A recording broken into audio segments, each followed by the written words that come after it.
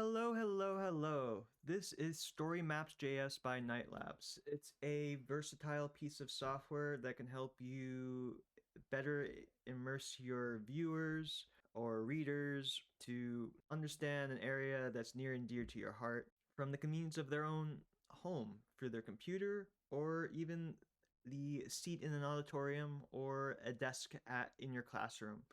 I think this is useful as both an educator or a career professional trying to present something in a unique way. Come with me as I show you how to make use of this nice piece of software. First, what you're going to want to do is make a story map. So you're going to go to this website, storymap.knightlab.com, and you're going to click this middle button, make a story map. It's going to ask you to log into a OAuth application. So that could be just your regular Google account. And I will authorize you as a person to use the website. After that, what you're going to do is you're going to make a new project. First, I'm going to show you one example of a project I already created. So this is a tour of Stony Brook. I created this to kind of showcase the university and the different places that I think are neat for new students to visit. So I provided a bunch of pictures and coordinates and descriptions to talk about really cool places that I think are worth visiting right on campus. But now we're going to expand that on that idea and go a little outside of it. So we're going to make a restaurant crawl of the multiple spots that I think are worth visiting within walking distance of the university.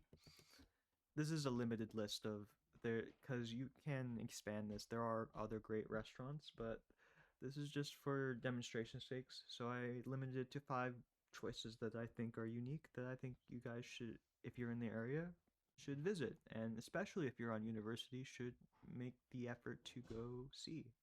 Anyway, that's beyond the point of this demonstration, so let's get started. So first thing you need to do is get acquainted with the UI.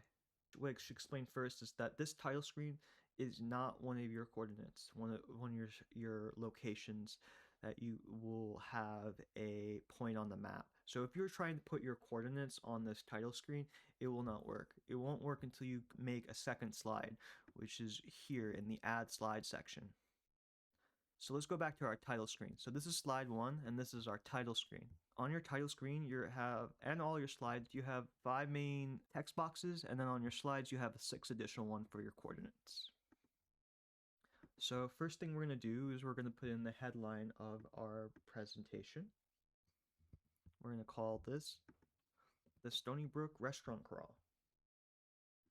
I've kind of pre-written a bunch of descriptions, and I'm just going to be inserting them from my script on the other desktop window. When you're using this text box editor, you can do some small modifications. You can add a link by, let's just say I'm going to copy the link to this own website and put it in here. I can do that, and I can make it'll automatically be a link, or I can make an area link by clicking this button, and let's see. And now this spot's a link, just like any other web text editor.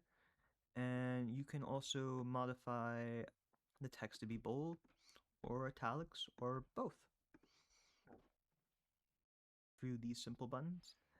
If you're more familiar with HTML, you could even play around with this tag editor that will let you see what the text looks like in HTML tags, and you can modify it that way if you're a bit more of a specialist in that capacity. Here on this side, we are using media. You can edit your media and insert your media into your slides. So there's 2 ways of doing that. The first way we're going to do this on our title screen is we're going to upload an image. So I'm uploading one from my computer, And I have a nice title image. So you're just gonna click the upload button, just like as so, and it will look like this on our preview screen. To add a caption for this picture, you can use this box right here and educate people on what the pictures is about. So now below our little image, we can see that this is the entrance of West Meadow Creek and the Gamecock Cottage of Stony Brook. Now for credit, I necessarily need to credit anyone because I took this picture myself. But if you would like to, you can do that here. Next, we are going to add a second slide and go over the things that our title screen were withholding from us. So the background is usually filled with our location and on the title screen, but it's not filled until you finish your first slide. So it looked a little empty and void as a background texture. So what we're going to do is we're going to look for our first spot's coordinates using Google Maps.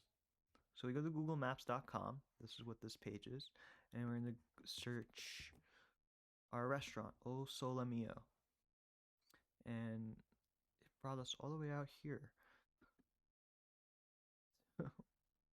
Interesting.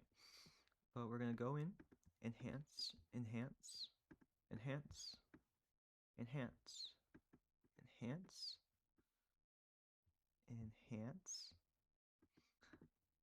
And we're going to get into the area, the vicinity of the restaurant. We're going to right click on it. This will give us their coordinates. By just clicking on it, we don't need to do anything special. It'll copy it to the clipboard. And we'll be able to now paste it as so. Now, this data, this coordinates, is going to need a little massaging, as they like to say. And we're going to need to modify it a bit in order for the application to understand what this number is.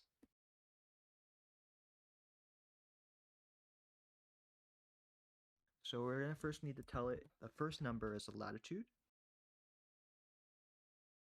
And then we're going to have to tell the second number is a longitude.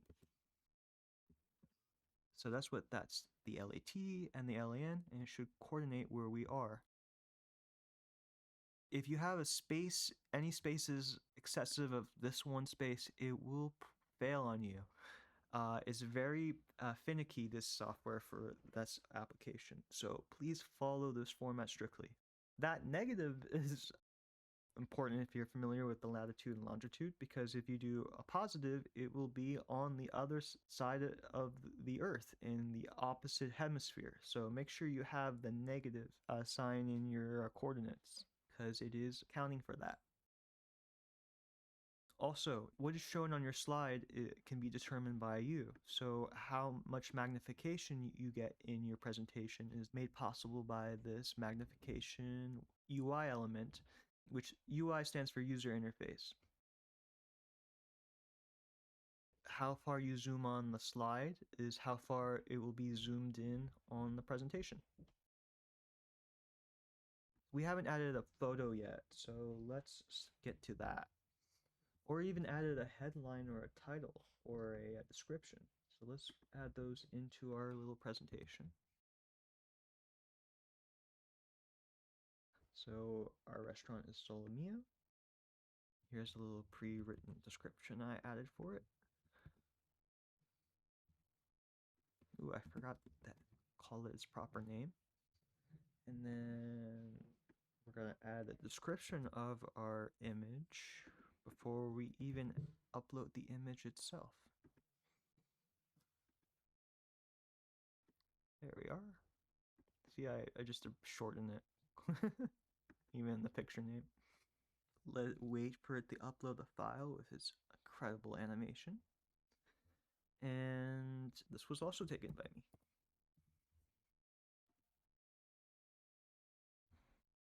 So now we have our first location on our map. And now the background of our title screen fills out because we now have our first coordinate in our tour.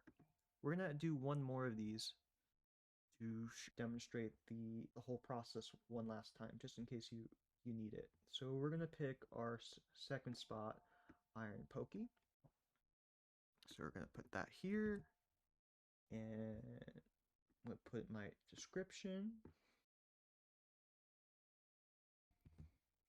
Now I don't really have a photo from here, so the reason I wanted to choose this place is I can demonstrate how to get a URL to point to for my presentation. So what I'm going to do is I'm going to go to their website, and I'm going to right click on the image. I'm going to open the image in a new tab. That gives me a URL specific just for the image by itself. So you can tell that it's just the image by itself by the URL ending with a codec like .png, .jpeg, which is JPG, or even .gif. Or this software is quite versatile. You can use it for videos too. So if you want to point to just a video by itself, you can do that. And it'll also, I think, allow you to embed YouTube videos or even Vimeo. So we're going to copy this link, and then we're going to go to our URL. And it will upload it from the link, just like that. I'm going to put the little description I have written for it. I give credit to the website.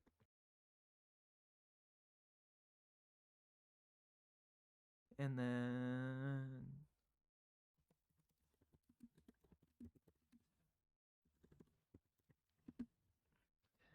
let's see.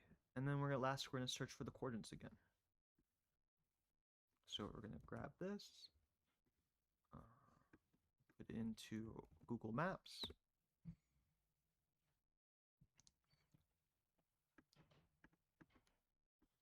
We're going to try to get close to where we want to show as possible. Where you get the coordinates is just depends on where you right click. So I don't need to right click on the spot, but the coordinates change from wherever you right click. So you want to get right in there on where you right click to your restaurant. So it was about here, so I'm gonna right click here, and that's exactly where my coordinates are gonna be. So when I right click, I'm gonna just click on the little sub menu item, and I'll copy to my clipboard. I will paste it, and then I'm gonna massage the data again by putting a lat colon, remove the comma, and then lon colon. And that should bring us to the right place. Did I do something? Oh. There we go. Didn't update. So if you're seeing that it's not showing up, just switch slides and it should present itself to you. So yeah, that's StoryMaps.js by KnightLabs in a nutshell. I'm gonna be providing you with a document that has everything, all the data I put into this presentation, and a more expanded version of this slideshow of this story map to help you understand all the bits and pieces of this experience of this very versatile piece of web software. If you have any questions, feel free to reach out to me.